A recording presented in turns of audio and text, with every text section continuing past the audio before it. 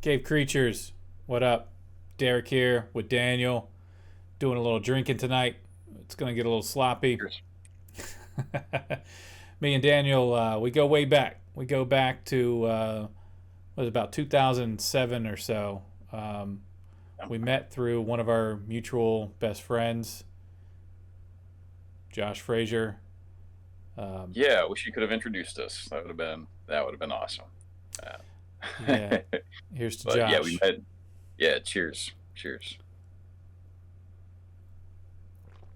Uh, so it wasn't a funeral. It was a year after. It was like a celebration of Josh's life about a year after he died. Um, which also is my mother's birthday. That's was a interesting moment.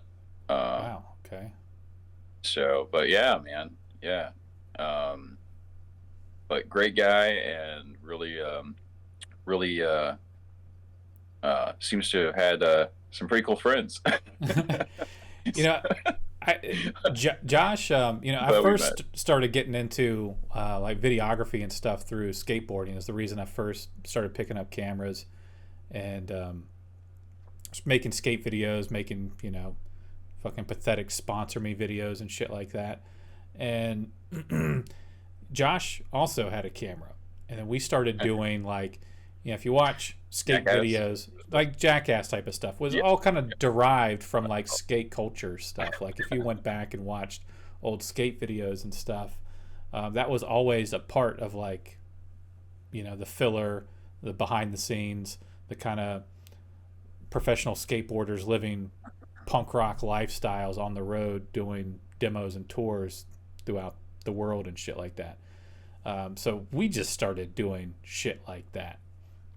Um, you know, just going and doing fucking street interviews and talking to homeless people or trying to pay people to do crazy stuff. Like we went to the mall and try to pay people to quit their job or to go rob the candy store or just, flash us or go do somersaults down through the sprinkler system or something like that, through the fountain. Or, you know, Josh would dress up and do all kinds of crazy shit in public and just try to get reaction photos of it. Or, we'd go to parties and try to stage fights and stuff like that. Like, hey, that person was talking shit about you over there. Like, well, here's $10. Go kick this person in the ass for no reason, and then just watch a fight break out uh, and shit like that.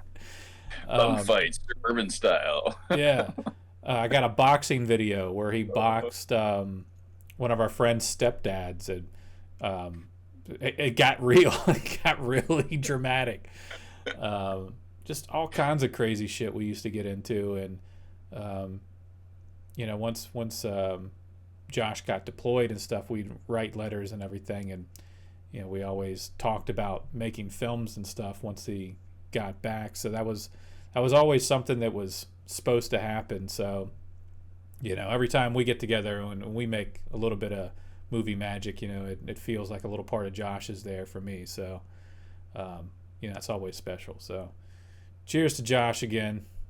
Yeah, cheers, Not man. not to make this whole thing a total sap fest Yeah, or anything, but just yeah. wanted to I mean, touch on that's how that we for a met, minute. man. That's how we met, and yeah, he's a great guy, and I'm very, very glad for everything that he put into to all that he did. He's a really awesome neighbor growing up, and definitely, yeah. I remember when you and I met that I knew that I was going to enjoy talking to you, probably, and I really want to talk to you again in the future because we started talking, and the first topic was chupacabra. Sounds about right. Uh huh. And I was like, okay, okay, this guy, yeah, I like the cut of his jib. Yes, it's my normal party banter. It's uh, like, cryptids, UFO, paranormal shit.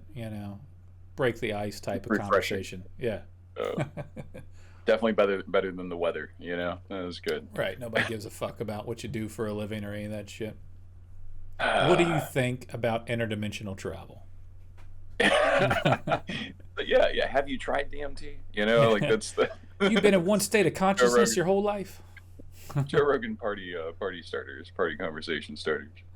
Yeah, I really yeah, it was nice to you get so used to sort of a nerfed world, and then it's just fun to actually have conversations in the real world with people that are as fun as like everybody that you're watching online. Hey, if you're watching this online, we're real people. You can go talk to real people too. It's awesome. So I And don't.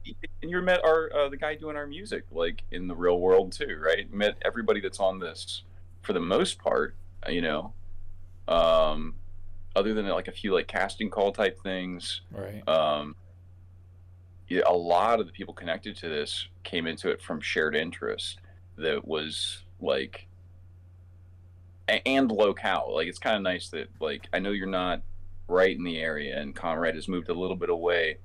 I'm a little bit farther than I was, but we're all kind of like from that little Fredericksburg hub, and I don't know. It just adds a whole other just layer of references that we just all kind of have built in. That's sort of nice.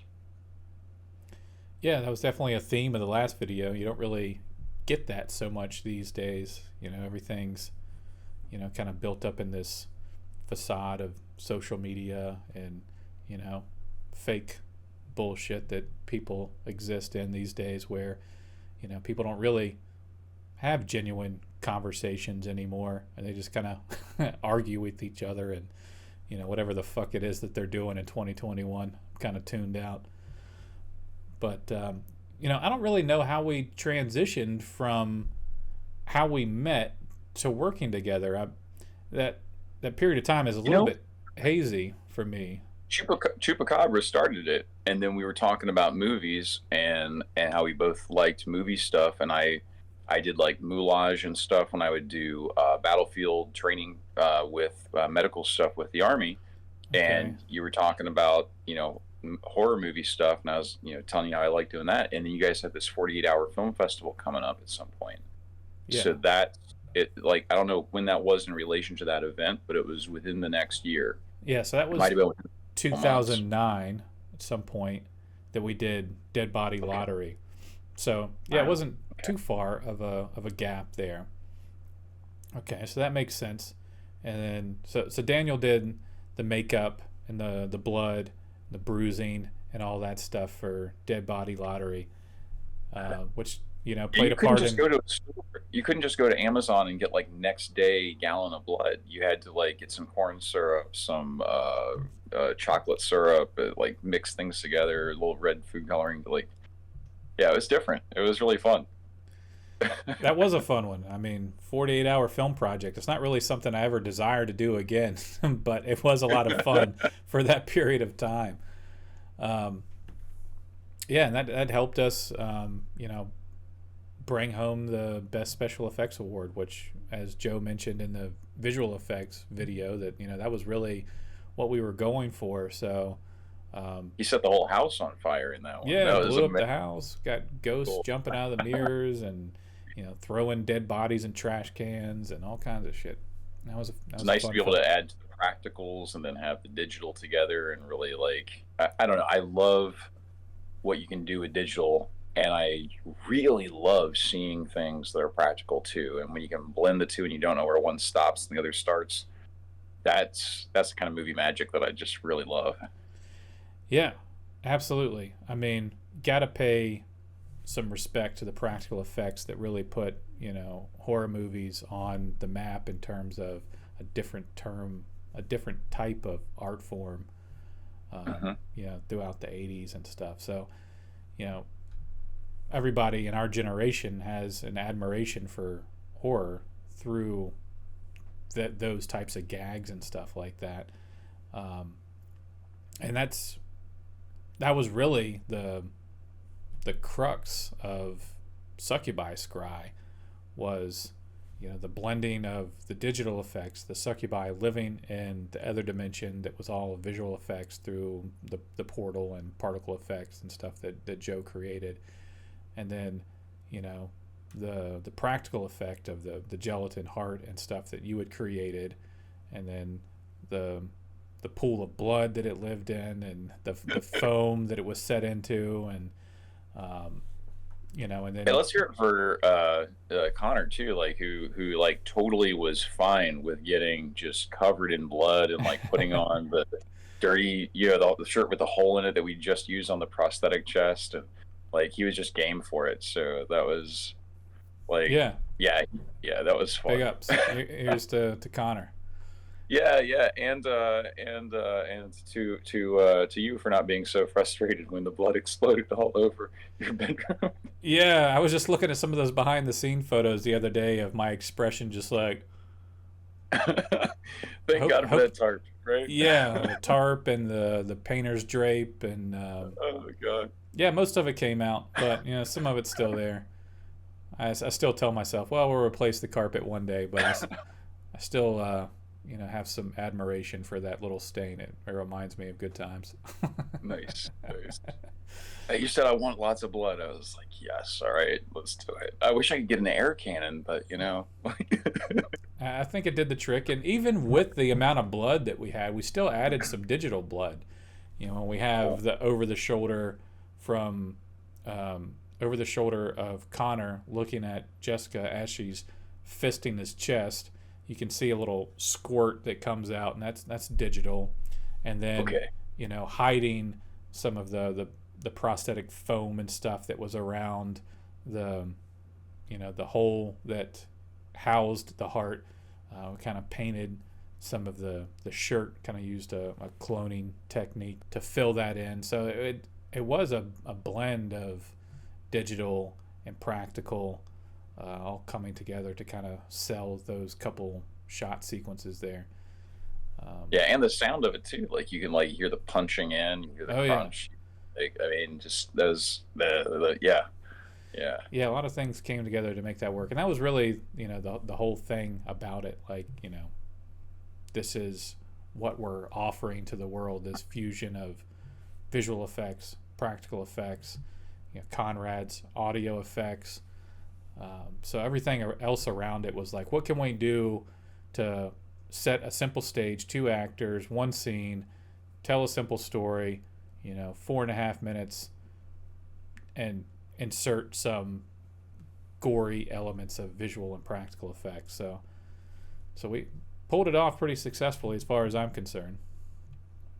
yeah. That was fun, and yeah, it's been kind of fun to watch the process with the several different films sort of back to back, and I'm really excited about this one because it seems like each one has had elements of it that have like learned from the last, and it's really like the look is getting better like as each one gets better than the one before it.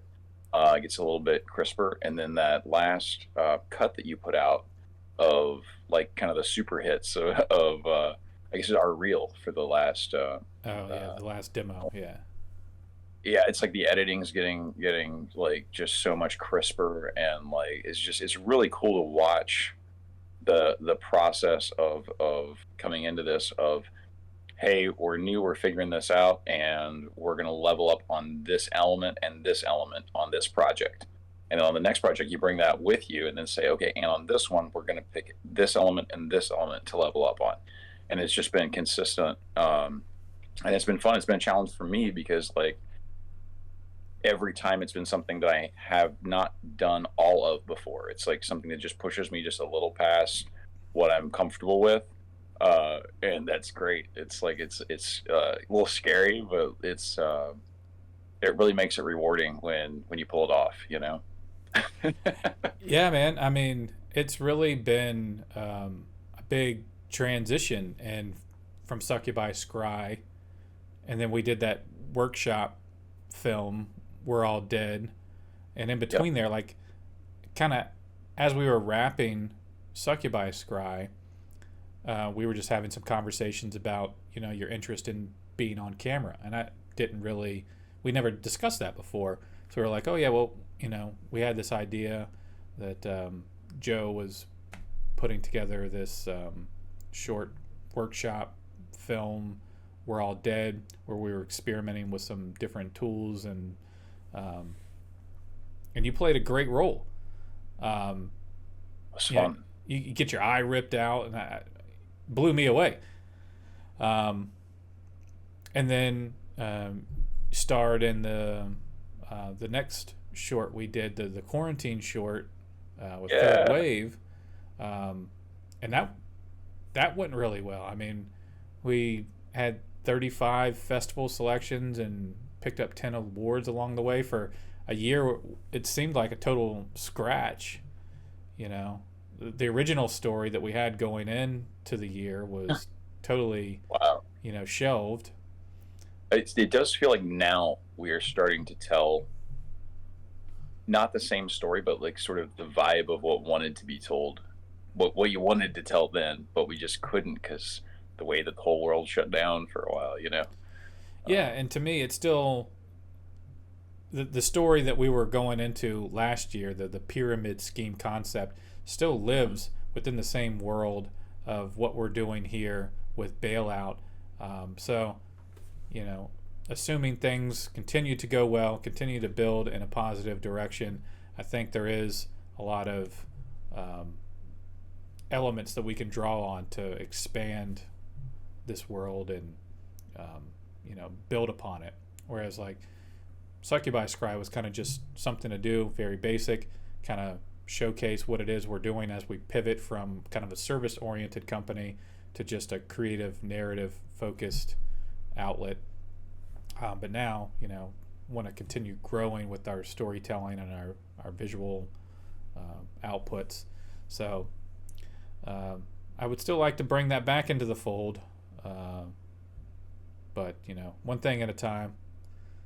This is well, we got to do a Jeep shot. I know that that was a big thing that we wanted to do in the original script, and we still got to do it in the new one. So it's that true. was Yeah, fun. there's some things that carried over for sure. Yeah. So yeah, we still pulled that off. Yeah, not to the same effect. Wanted to do some other types of photography with it, but we still executed some Jeep photography. So yeah, that was fun. And I really, really appreciate the guys who allowed us to park in their driveway Yeah, they didn't before we shoot drove us. down the mountain. Yeah, yeah, Yeah. that was yeah. So yeah, so when you're shooting a movie, it might just be nice to know like where you're gonna stage everything ahead of time and just check in with property owners.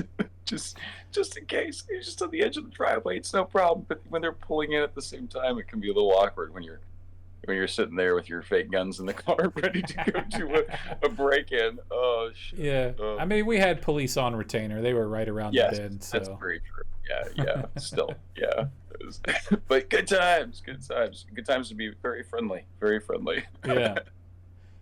But yeah, they were awesome. I hope they actually saw the movie. We should actually find them and get them a copy because that was pretty cool. Yeah, that was like right across the street from my dad's property. I'll have to ask him about that if he knows who those folks are. Yeah, that'd be cool. Um, Hey, so yeah, thank you for not kicking yeah, us out for calling the cops that day. right. But guerrilla filmmaking. That's right. But I mean, yeah, we did have a police officer there stopping traffic, and that was really cool. And they were really friendly too. Like it was, they seemed to be kind of excited about being, like doing something that was different than just like The blocking beat. traffic for a tractor to get from one place to another. Right. Yeah. Yeah. That was cool. Seemed like they were in support of what it was we were doing and showed interest and more than willing to help. So, you know, especially at a time when everybody's like, fuck the police. And not that I still don't say fuck the police myself, but, when the police can lend a hand, thanks to Fauquier County. Yeah. Absolutely. Absolutely. So yeah. Cheers.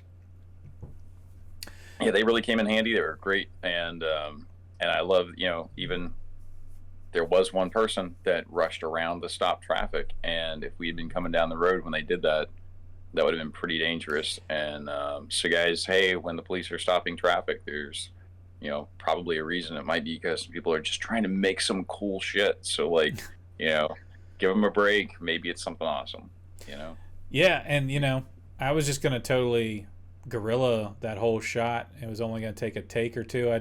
Usually there's not a lot of people on that road, so I wasn't even thinking about it. But you know, it was my dad's property, and my dad was like, "Well, I'll call the county sheriff or whatever and tell him." I was like, You can do "Okay, that. yeah, is that a thing? You can, like, tell the police to tell everybody to fuck off for half an hour? Okay, that's cool." Yeah, apparently the police will come and tell everybody to fuck off for a half an hour. They just stop traffic At, and at that moment, Derek said, "I'm not selling out. I'm buying in." yeah, it was something else. But you're No, absolutely it's right. If we hadn't have done that, it would have been very risky. Like we're over there standing yeah, on the edge of the street, like trying to get this shot as the Jeep's coming around and pulling into like this cattle no gate shoulder, area. no shoulders on the road, curvy roads. Yeah. It looked great in the shot. It came out great, but it's not the best shots aren't always the least dangerous places.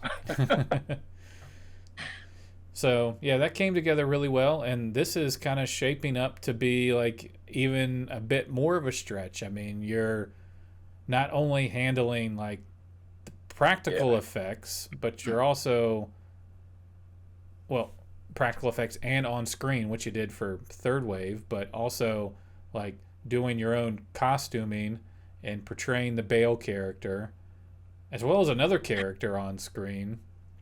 You really a very big part of how this thing is coming to life. I hadn't really thought about it that way. So, it is a lot. It is a lot. But it's really exciting, and I gotta say, I mean, the monster thing just sort of, I'm not a full time costume maker. Like I can't find like if we had to find somebody in meet fittings, try to figure all that would be really tricky. So when uh, when that came up as a thing to maybe do, I definitely did not feel great about playing that part immediately, just because I was like concerned that I didn't feel like I would look like I would want to on screen. So I've been busting my ass trying to like be get rid of the love handles before you have to see me be like the big beast. I know you can CGI some stuff, but like trying to help out as much as I can. And the other character, I appreciate that it's a very straightforward character because I feel like I'm going to be putting probably far more effort into Ball than is called for. But like I just feel like that character matters so much to this that like it just seems like I want them both to be good. But like man, I it's weird that the one without the lines is the one that I feel like you know don't fuck this up.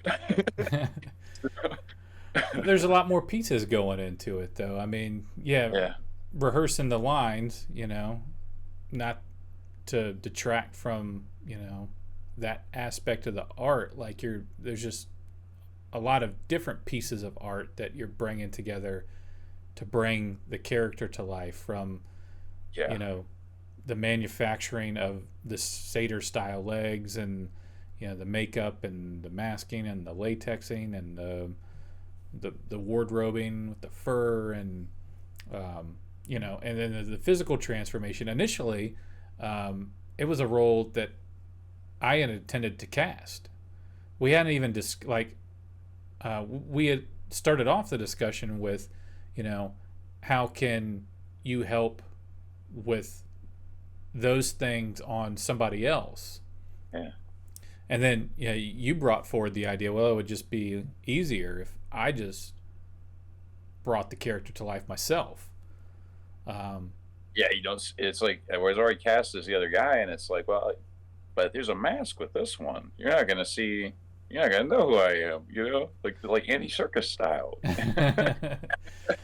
so, you know, that was a big step, and you've gone through a big transformation throughout the last like 2 months. Just like seeing you Yeah. the last couple months, you've been dieting and weightlifting, and you've gone through I don't even know how much physical transformation. I don't know. Can you quantify it? like the only metrics I really have are that I know that my um, weight has gone down by between 15 and 20 pounds, and my I've been trying to maintain muscle while losing fat at the same time, and it's been about 3 months that I've lost, about 15 to 20 pounds, and also trying to like incorporate training with it. I have had a little bit of some trouble with my shoulder recently, so I've lightened up. I've removed weightlifting right now, and I'm moving to like I'm just doing like gymnastic movements or body weight movements, and just kind of trying to keep it kind of self-limiting and kind of almost more like rehab. So, but yeah, I've been trying to like keep on every bit of muscle I've got, and if I can add a little bit more, I'll try to cut things down because I figure what's gonna be what I always think looks creepy on camera isn't necessarily like something that's just like a big guy, but when you see like the more like cuts and lines and the shadows and the crevices, like that to me like just looks like gritty and creepy. So I'm really trying to be able to um, bring that just naturally. Trying to be creepy naturally. So yeah, I have literally been in beast mode with my workouts. I gotta be a monster, Uh, but I have to say it's the most relaxed I've ever been about any kind of like body transformation type stuff because there's like zero feeling of I need to look different. It's more like here's this fun art project, and so there's like it's very strange to think that somebody putting themselves on camera in that moment wouldn't be feeling the feeling of I hope I look good on camera, and it's more a feeling of I hope that the creature looks good on camera because you're not even gonna see my face, you're not even gonna know it's me. But like there's this feeling that like I want the aesthetic of it to be a certain thing, and that just kind of I get motivated by that. It's far more exciting to me than all the typical reasons I've done diets before that are usually more based on I hate myself. This is where like it's easy now, so that's Right. it's been really Well, the root word of diet is die, so right, there's a right. certain amount of self-loathing to that. The just so everybody knows the basics, just real quick, like cut carbs, did some intermittent fasting, and made sure I did some functional movement training, and it's been pretty good. And that's just in a nutshell. And it's been really good for like my energy levels too. So, everybody out there, when everybody's worried about their health, then maybe you should take care of yours. And cheers to that. Yeah. Turn yourself into a demon. It's good for your health. Who knew? Who knew? All right, So man. yeah, yeah. Apparently the fires of hell can melt the fat over the abs. Apparently, that's what I'm learning. Mm-hmm. But hey, Sacrifice very yourself. very. It's really been a lot of fun, and I'm totally stoked. And I gotta say, I am so excited to hear what what Conrad comes up with the sounds that we give him, like taking my voice, synthesizing, doing whatever the heck he does. I'm so excited to hear how Ball is going to sound, or if Bale is going to sound at the end of this. It's really cool with all of us doing our independent things. Then we get to see what each other pulls off at the end. Yeah, that's always part of the fun. There's like so many different versions of the story kind of coming to life from the script to how it comes to fruition on set with whatever, the different energy and representations of the characters that people bring to the screen, and then what happens in the editing process, and then everything that Conrad does, and the visual effects, and the audio effects. Everything is a different telling of the same story, and it's always fun to see how it plays out. um, so beer's catching up with me a little bit. It's been about a half an hour. uh, Right. this has been a good been a good run, though. Been a good catch up. I think we covered the gamut of our history and our projects together.